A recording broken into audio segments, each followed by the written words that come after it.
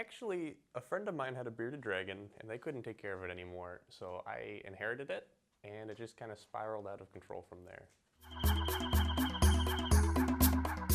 Bearded dragon, it's a desert-dwelling reptile. It's widely regarded as one of the friendliest animals you can own, cold-blooded animals you can own. They're only about 2 feet long from snout to tail. They're omnivores.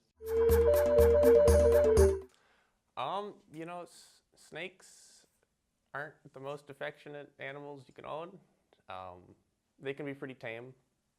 So I have a Pikmin frog, and you probably don't know what that is, but a Pikmin frog is a giant yellow frog with teeth. They're not the friendliest animals, and that's bit me before, and that was pretty nasty because it has teeth and there was a lot of blood. Most reptiles can be tamed and they can be pretty friendly once you handle them a bit and get acquainted with them. The most tame lizard, it's kind of debatable. It just depends on what you want. So if you're looking for an easy animal, I'd say go with a crested gecko or a leopard gecko because they're nice and they're easy and you can kind of just leave them in their tank for the most part, but you can also take them out. They'll be friendly. I remember, so geckos, they have sticky pads all over their hands so they can climb on just about anything. And the day I got my gecko, I was showing it to my mom and she's not big on reptiles and it jumped on her face and stuck to it. So that was pretty funny. But if you're looking for something a little more hands-on, I would say get a bearded dragon, which they're very attentive. You can actually take them on walks, a leash, and children can handle them as long as they're gentle, and they'll just climb on them. Bearded dragons, you can set them right on your shoulder, and they'll just chill there for hours. They're very friendly, but they are a lot more time intensive. So a daily routine for the reptiles is every day you need to change their water, disinfect the water dish, and the bearded dragon, I always make her a fresh salad you have to have greens, fruits, vegetables in there. She also eats insects, so I have to give her crickets and mealworms and superworms and waxworms and a bunch of worms. You have to mist the tanks. Some reptiles need certain humidity requirements, so you have to frequently spray water in the tanks to make sure that it's at the right humidity levels.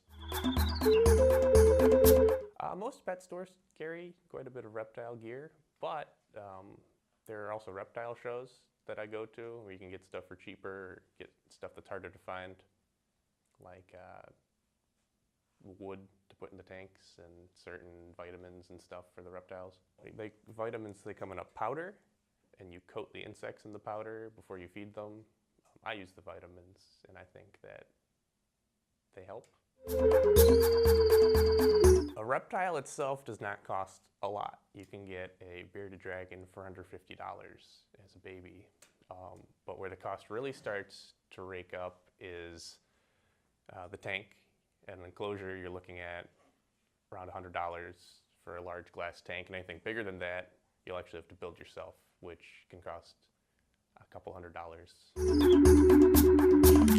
I really enjoy, for me, I get a lot of enjoyment building the tank. So I make naturalistic terrariums. So I put real plants in, I make like a fake wall backgrounds, something you'd see at a zoo.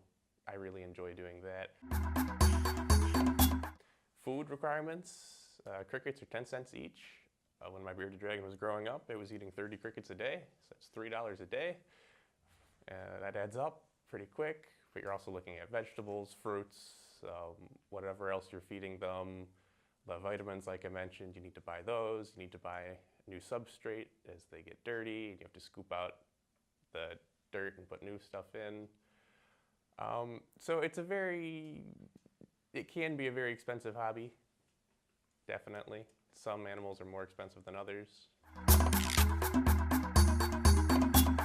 If you don't have the time or the capabilities to take care of an animal, then you probably shouldn't get one. If you're not willing to put in the effort to make sure that the animal has a nice habitat and that you're taking daily care of it, then maybe look into getting a pet rock or something. Yeah, if you're thinking about, if you want to get a reptile, do your research first and foremost. There are care guides online for any species you can imagine. Thoroughly research, always buy all the equipment and setup before you buy the reptile. Don't buy the animal and then buy the tank. Yeah, and just make sure you know the commitment and the mess you're getting yourself into before you buy.